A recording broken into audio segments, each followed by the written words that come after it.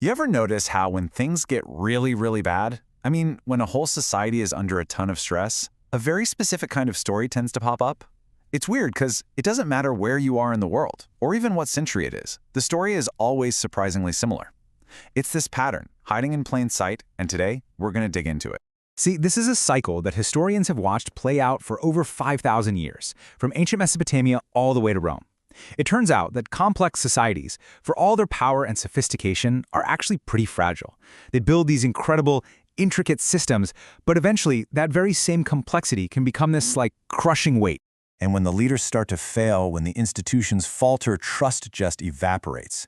The very systems that are supposed to provide stability, governments, economies, they start creating more problems than they solve. The whole social fabric just begins to unravel, and usually it starts at the top. And that's when this deep sense of despair kicks in. People start to feel trapped in what the famous historian Mircea Eliade called the terror of history, this bleak, awful feeling that time is just a one-way street, heading straight for decay and collapse. But right at that moment, right at the peak of the crisis, that strange story shows up. It's the story of a perfect place, a hidden kingdom, a sanctuary that somehow escaped the ravages of time. This quote just nails the cycle perfectly. It's not one single thing, it's a process.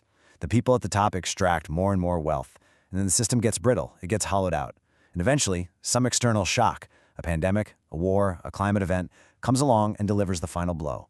And it's right there, in the rubble of that collapse, that the dream of a hidden kingdom really starts to grow.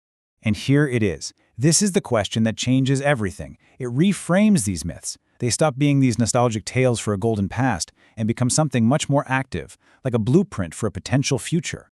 All right, so let's get into the peculiar logic of these places. Because the most important detail isn't that they existed once upon a time. It's that they are concealed. They didn't fall, they withdrew. They're not lost, they're hidden. And this pattern is truly global. Think about it. The enlightened kingdom of Shambhala in Tibetan tradition, the mystical island of Avalon where King Arthur is supposedly resting, the sacred ritual of El Dorado or the heavenly city of New Jerusalem, they come from totally different cultures, but the core rules are always the same. 1, they're hidden, not destroyed. 2, their stories pop up when the world is failing. 3, they always exist at the very edges of our maps. And 4, and this is the most important one, you can't just stumble into them. You have to be worthy. This is the real mystery, isn't it? Why are there always these weird entry requirements? It's like the kingdom itself has this filter, only letting in a select few. What in the world does it mean to be worthy enough to get through the mists of Avalon or to find the hidden path to Shambhala? This quote gets right to the heart of it. The barrier isn't physical, it's perceptual. The kingdom is always right there, but whether you can see it or not depends entirely on your inner state. Your own mind, your own karma, that's what determines what you're capable of seeing. The story of El Dorado is the perfect example of this filter in action. The Spanish conquistadors, they heard these stories and all they could see was material wealth, a city made of gold, ready to be plundered.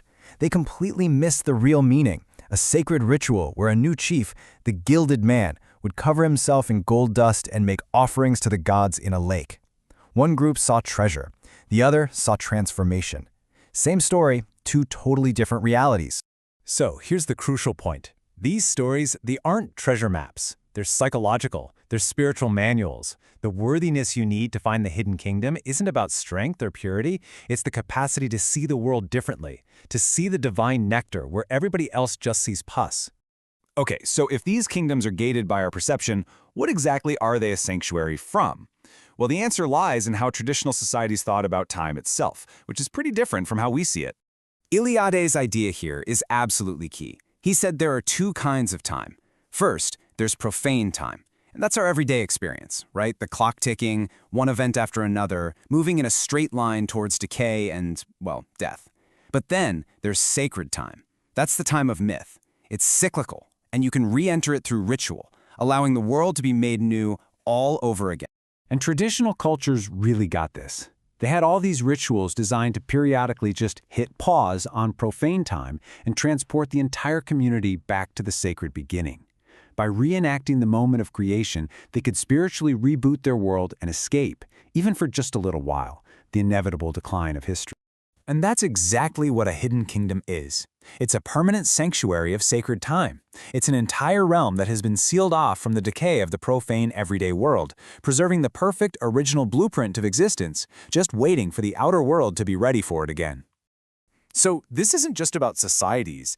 It has huge implications for us as individuals. I mean, when your world is collapsing around you, how do you find the strength to keep going? This is where the story of the Hidden Kingdom becomes this really powerful psychological tool. You know, modern psychology actually has a term for this: post-traumatic growth. It's this incredible human ability to find positive transformation, not from trauma itself, but from the struggle with it. That's the key part. It's the idea that surviving a huge challenge can actually make you stronger and wiser than you were before. And here's where it gets wild. If you actually map the clinical domains of post-traumatic growth onto the promises of these hidden kingdoms, the connection is just stunning. The myth provides a perfect story for every single aspect of PTG, from finding new possibilities in the promise of a golden age to discovering personal strength by becoming one of the worthy. It lines up perfectly. This is such a powerful way to put it. The collapse of the old world, the ruin, it's not just an ending, it's a clearing. It literally removes the structures that were blocking our view, and suddenly it lets us see something new and profound that was actually there the whole time. So all of this brings us to today. If these myths are a response to a crisis, what do they look like in our modern world?